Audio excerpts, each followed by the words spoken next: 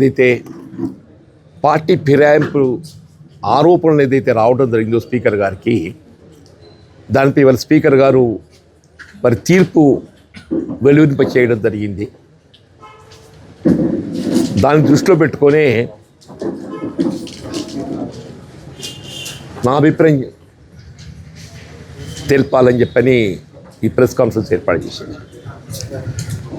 సరే, ఎవరమైనా స్పీకర్ గారి తీర్పును గౌరవించాల్సిందే. స్పీకర్ గారు ఏదైతే ఉన్నదో, జగిత్యాల ఎమ్మెల్యే గారు ఏదైతే పార్టీ ఫిరాయింపు చేసినట్టు ఆరోపణలు రావడం జరిగిందో, చేయబడినట్టు దానికి తగు ఆధారాలు లేవు. ఆయన అఫిడవిట్ ప్రమాణ పత్రంలో పేర్కొన్నట్టు is continuing in BRS party only, కాబట్టి వచ్చిన ఆరోపణలు డ్రాప్ చేస్తున్నట్టు వారు పేర్కొన్నట్టు గమనించిన. సరే, ఎమ్మెల్యే గారు కూడా ఏదైతే ఉందో, నేను పత్రికలు ఇవాళ ఉదయం ఆయన ప్రెస్ కాన్ఫరెన్స్లో కూడా ఆయన బీఆర్ఎస్ పార్టీలను కొనసాగుతున్నా, నేను బీఆర్ఎస్ పార్టీ అని చెప్పినట్టు కూడా నేను గమనించింది.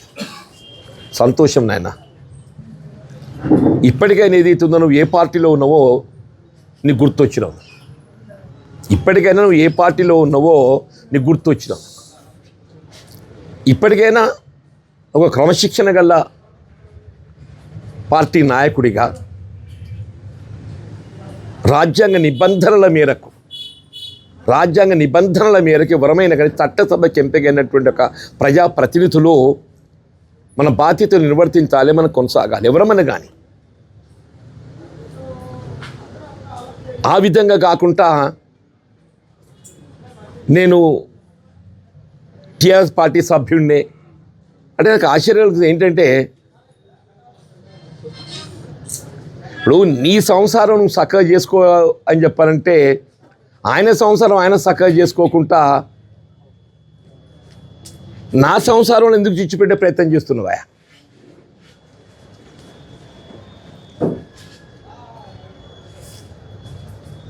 నువ్వు బుద్ధిగల్ల ఇల్లాలుగా ఏదైతే ఉన్నదో, బుద్ధిగల్ల ఇల్లాలుగా స్పీకర్ గారు తీర్పు వచ్చినాకనైనా నీ సంసారం నువ్వు చక్కగా చేసుకో. నా సంసారంలో ఎందుకు చిచ్చు పెట్టే ప్రయత్నం చేస్తున్నాను?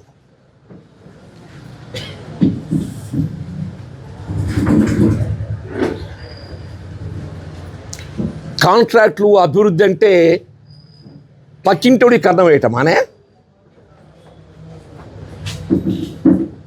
కాంట్రాక్ట్లో అభివృద్ధి అంటే పక్కింటోడి కన్నం వేయటమానే?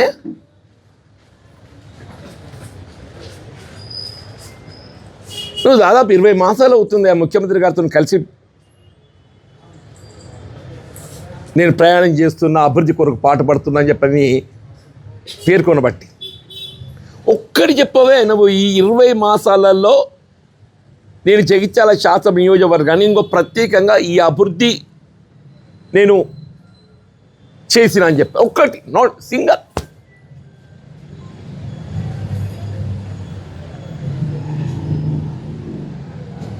Young India integrated residential school అనేది యంగ్ ఇండియా గమనించాలనుకుంటున్నావే?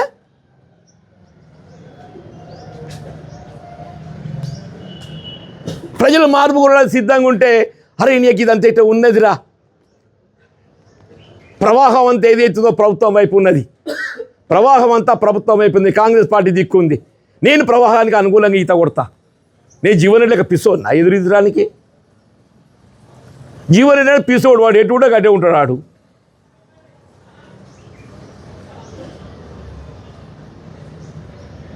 అనేది ఉందో కాంగ్రెస్ కార్యకర్తల కాళ్ళలో కట్టడం పెట్టినట్టు మా హక్కులను కాజేసి ప్రయత్నం చేసి ఇది ఎక్కడ న్యాయమయా? లేడు ఇప్పటికైనా స్పీకర్ గారి తీర్పు తర్వాత బుద్ధిగా బెదులుకో. స్పీకర్ గారి తీర్పు తర్వాత బుద్ధిగా బెదులుకో. ఆ పక్కింటోడి కన్నం వేసే బుద్ధి మార్చుకో. పక్కింటోడి కన్నం వేసే బుద్ధి మార్చుకో. పక్కింటోడి సంసారంలో చిచ్చు పెట్టే ప్రయత్నం మానుకో. పక్కింటోడి సంసారం చిచ్చు పెట్టే ప్రయత్నం మానుకో. నీ సంసారం నువ్వు చక్కగా చేసుకో. నీ సంసారం నువ్వు చక్కగా చేసుకో. ఎవరైనా కోరుతారు, ఎవరి సంసారం వాళ్ళు బాగుండాలని కోరుకుంటారా? కోరుకోరే.